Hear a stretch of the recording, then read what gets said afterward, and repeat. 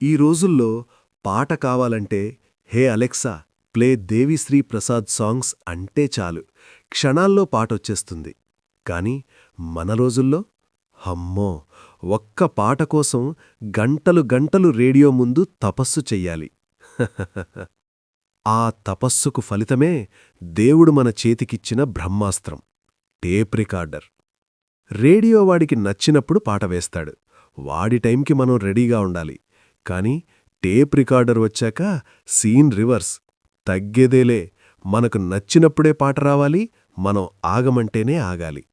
Play, pause, rewind, forward, ఆ buttons నొక్కినప్పుడు వచ్చే శబ్దం టిక్ టక్, అదొక తెలియని సంతృప్తి.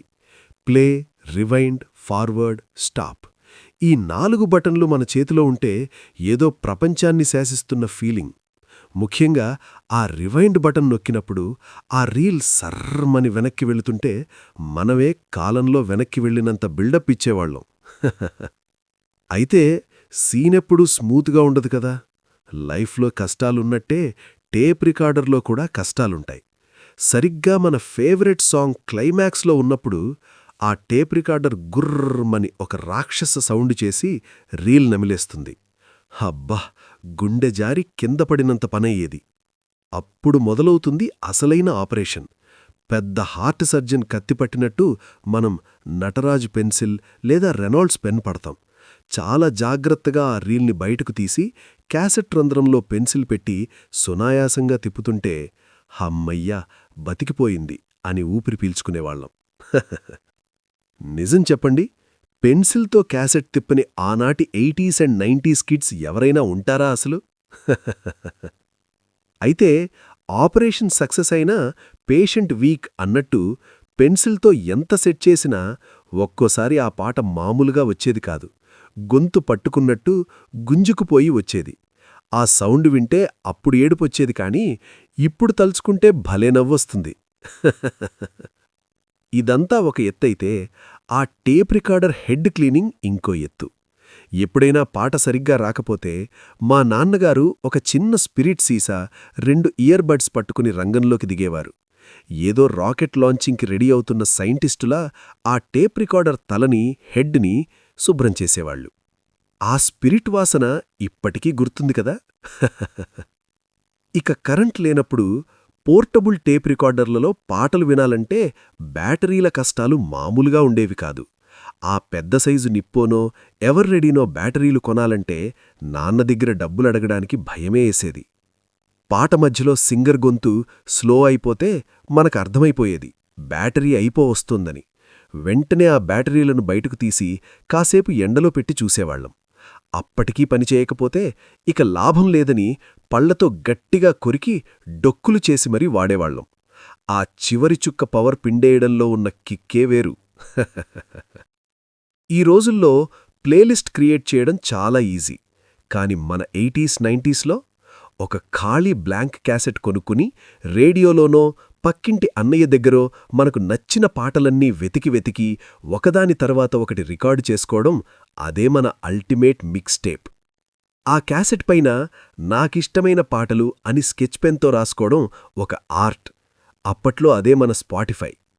అంతేనా, పాటల పుస్తకాలు. పాట వస్తున్నప్పుడు పాజ్ కొట్టి ఒక లైన్ రాసుకుని మళ్లీ ప్లే చేసి మళ్లీ పాజ్ కొట్టి అలా ఒక సినిమా పాటలన్నీ ఒక పుస్తకంలో రాసుకునేవాళ్లం. ఇప్పుడు గూగుల్లో లిరిక్స్ దొరుకుతాయి, కానీ అప్పుడు మనమే లిరిక్ రైటర్లం. ఇక ఆ ఎర్రరంగు రికార్డ్ బటన్, అది బటన్ కాదు, ఒక టెన్షన్. రేడియోలో ఇప్పుడు రాబోయే పాట అనగానే అలర్ట్ అయిపోతాం. 2 వేళ్లు ఆ ప్లే మరియు రికార్డ్ బటన్ల మీద రెడీగా ఉంటాయి. బాంబు డిఫ్యూజ్ చేసేటప్పుడు ఎంత టెన్షన్ పడతారో అంతే టెన్షన్. కరెక్ట్గా పాట మొదలవుగానే టక్మని నొక్కాలి. ఏమాత్రం లేటైనా ఆ పాట మధ్యలో ఆర్జే గారు దూరతారు. అప్పుడు వచ్చే కోపం అంతా ఇంతా కాదు. అలా రికార్డు చేసిన పాటల్లో సగం ఆర్జే మాటలే ఉండేవి. అయితే ఈ క్యాసెట్ల విషయంలో ఇంకో ముఖ్యమైన బాధ స్నేహితులకు అప్పివ్వడం. అదొక పెద్ద రిస్క్తో కూడుకున్న పని. రేయ్ మామా, చిరంజీవి కొత్త సినిమా క్యాసెట్ ఇవ్వరా, రేపు పక్కా ఇచ్చేస్తాను అని మన ప్రాణ స్నేహితుడు అడుగుతాడు. మనం నమ్మిస్తాం. కానీ ఆ రేపు అనేది గ్రీకు పురాణాల్లో కూడా ఉండదు. ఆ క్యాసెట్ తిరిగి మన దగ్గరకు రావడానికి ఒక యుగం పడుతుంది. ఒకవేళ ఎలాగోలాగా బ్రతిమిలాడి వెనక్కి తెచ్చుకున్నా ఆ క్యాసెట్ పైన ప్లాస్టిక్ కవర్ పగిలిపోయి ఉండేది, లేదా లోపల ఉన్న ఆ ఇన్లే కార్డు పైన టీ మరకలో నూనె మరకలో ఉండేవి. మన ఫేవరెట్ హీరో ఫోటో పాడైతే అప్పుడు మన గుండె కూడా ఠప్పుమని పగిలిపోయేది. ఇక అప్పట్లో మనింట్లో బీరువా పైనో టేప్ రికార్డర్ పక్కనో ఒక పెద్ద క్యాసెట్ స్టాండ్ ఉండేది. అది మన ఇంట్లో అసలైన సంపద. అందులో ఏ క్యాసెట్లు ఉన్నాయో చూసి మన రేంజ్ డిసైడ్ అయ్యేది. ముఖ్యంగా చిరంజీవి గారి గ్యాంగ్ లీడరు, ఘరానా మొగుడు, వెంకటేష్ గారి చంటి, సుందరకాండ, ఇలా స్టార్ హీరోల సినిమాలు రిలీజ్ అవుతున్నాయంటే ఆడియో షాపుల దగ్గర క్యూ కట్టేవాళ్లం. ఒరిజినల్ క్యాసెట్ మీద ఉండే ఆ రంగుల ఫోటోలు చూస్తుంటే వచ్చే కిక్కే వేరు. ఇక ఇంట్లో పెద్దవాళ్ల కోసం సుప్రభాతం, అన్నమయ్య పాటలు లేదా ఎంఎస్ సుబ్బులక్ష్మి గారి భక్తిగీతాల క్యాసెట్లు ఖచ్చితంగా ఉండేవి. శనివారం వచ్చిందంటే చాలు ఆ వెంకటేశ్వర సుప్రభాతం క్యాసెట్ ప్లే అవ్వాల్సిందే. ఆ రీల్ తిరుగుతుంటే ఆ ఇల్లంతా ఒక దేవాలయంలా మారిపోయేది. ఇక టేప్ రికార్డర్ ఉన్న ప్రతి ఒక్కరూ ఫేస్ చేసిన బిగ్గెస్ట్ ప్రాబ్లం సైడ్ ఏ, సైడ్ బి కన్ఫ్యూజన్. మనకు నచ్చిన పాట సైడ్ ఏలో ఉందో, సైడ్ బీలో ఉందో గుర్తుండదు. ఒకవేళ సైడ్ ఏలో ఉందని గ్యారంటీ ఉన్నా అది ఎక్కడ మొదలవుతుందో తెలియదు. అప్పుడు మన వేళ్లు ఆ ఫాస్ట్ ఫార్వర్డ్ బటన్ మీద యుద్ధం చేసేవి. కొంచెంసేపు ఫార్వర్డ్ చేయడం, మళ్లీ ప్లే చేసి చూడ్డం, అయ్యో ఇంకా రాలేదు అని మళ్లీ ఫార్వర్డ్ చేయడం. రీల్ సైజును బట్టి పాట ఎక్కడుందో కనిపెట్టే ఒక వింత విద్య మనందరికీ అప్పుడు తెలిసే ఉంటుంది. ఆ రీల్ కట్ట కొంచెం లావుగా ఉంటే ఓహో పాట దగ్గర్లోనే ఉంది అని గెస్ చేసేవాళ్లం. కొన్నిసార్లు వెతుకుతూ పాట దాటిపోతే మళ్లీ రివైండ్ ఆపరేషన్. హబ్బో, ఒక పాట వినాలంటే అప్పట్లో ఎన్ని లెక్కలు వేయాల్సొచ్చేదో కదా. ఇక మనందరి favourite place audio recording centre. అప్పట్లో ఇప్పుడున్నట్టు ఇంటర్నెట్ లేదు, నెట్ సెంటర్సు లేవు. అన్నీ ఆడియో షాపులే. ఒక బ్లాంక్ క్యాసెట్ టీడీకే లేదా సోనీ పట్టుకుని ఆ షాప్కి వెళ్లేవాళ్లం. వాళ్ల దగ్గర ఒక పెద్ద మెనూ కార్డు లాంటి పాటల లిస్టుండేది. మనకు కావలసిన టాప్ 12 లేదా 14 పాటలను ఒక పేపర్ మీద రాసి వాళ్ళకిచ్చేవాళ్లం. అన్నయ్య, గ్యాంగ్ లీడర్లో 3 పాటలు, చంటిలో 2, ప్రేమికుడిలో 1 ఇలా వెరైటీగా రికార్డు చేయించుకోవడంలో ఒక వింత ఆనందం ఉండేది. ఆ షాపువాడు 2 రోజుల తర్వాత రమ్మంటే ఆ 2 రోజులు మనకు నిద్రపట్టదు. ఆ కొత్తగా రికార్డైన క్యాసెట్ని టేప్ రికార్డర్లో పెట్టినప్పుడు వచ్చే ఆ ఫస్ట్ సౌండ్, ఆహా, అమృతం. గుర్తుందా?